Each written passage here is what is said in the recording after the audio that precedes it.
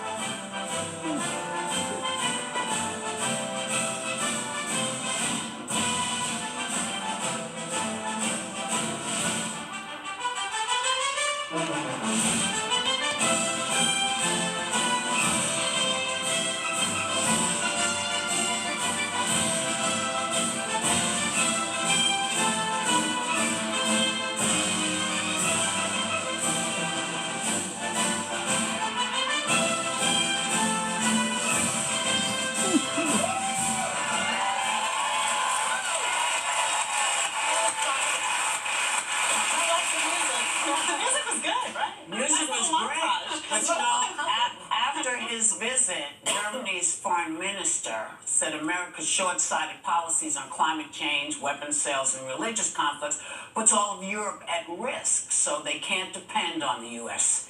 anymore. Now, the question is, how will this affect our relationships overseas, and do his supporters care? I don't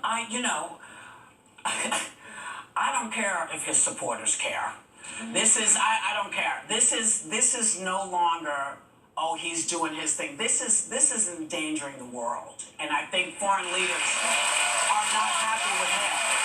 The only reason that anybody cares whether his supporters care is so that the Republican Party can finally come to their senses and put country above party, and then say, okay, I might lose my job, but this is more important. That's not going to happen until his supporters also back up the Democrats. The other thing is, the only reason that video is funny is we don't need to hear anything to see what's going on. And I think when you're dealing with foreign leaders and you speak different languages, your body language and everything you're saying in first impression is speaking volumes. It's so uncomfortable to watch, isn't it, when you see him pulling people, and it's the shove of that. Well, how about the fact that to Montenegro? But what about Macron could have hurt his tweeting hand? Yeah, I mean, but I think now what? He'd be completely mute without his tweeting. It's clear that shove and the body language, as Sarah referred to, those are his power moves. He's trying to show dominance. He's written about it in his books. But what I found so disconcerting about that is that the French president Macron said, he compared Donald Trump to the Turkish president, compared him to Russia, and said that Donald Trump sees relationships in terms of a balance of power.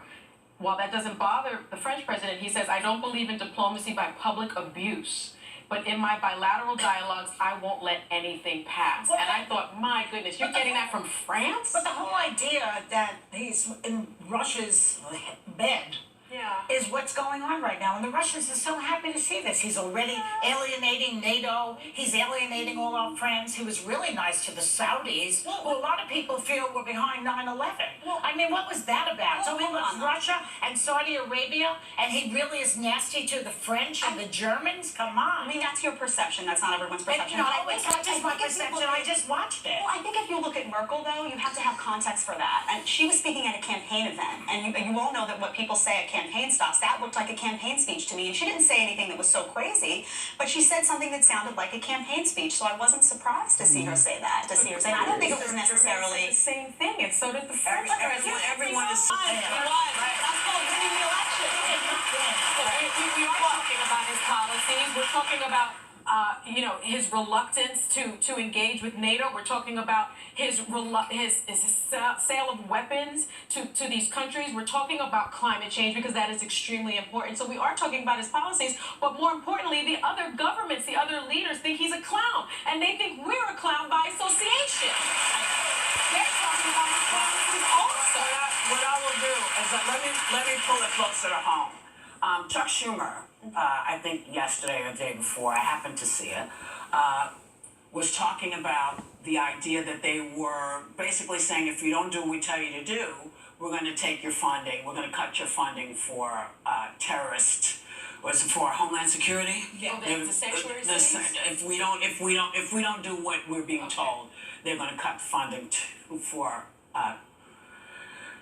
Homeland Security for fighting terror. Right. And I would say that those are the kinds of things that you if you are the newly elected guy and all your stuff is here in New York, you probably don't want to threaten people in terms of cutting funding for stuff, because in fact we could be using all the money we're using to take care of him and his buildings and his family. We might have to take that money back and leave y'all behind out there on the earth. You know what I mean? Because it's like, look,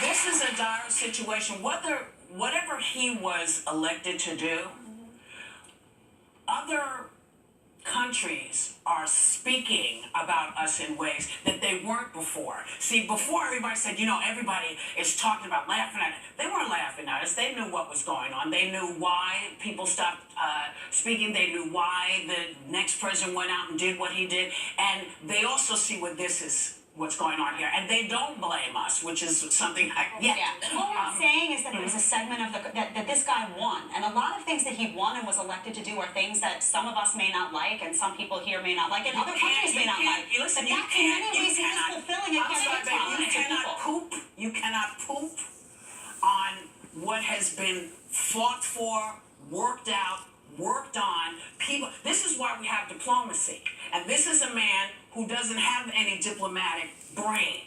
So he doesn't have an understanding that all of these things, whether people like them or not, they were worked out. And when he says, I didn't know this would be so hard.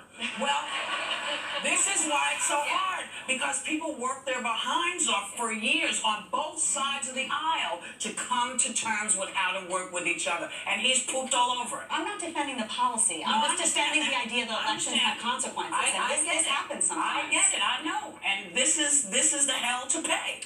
But you know what isn't hell to pay? The fact that we have to pay bills. So we'll be right back.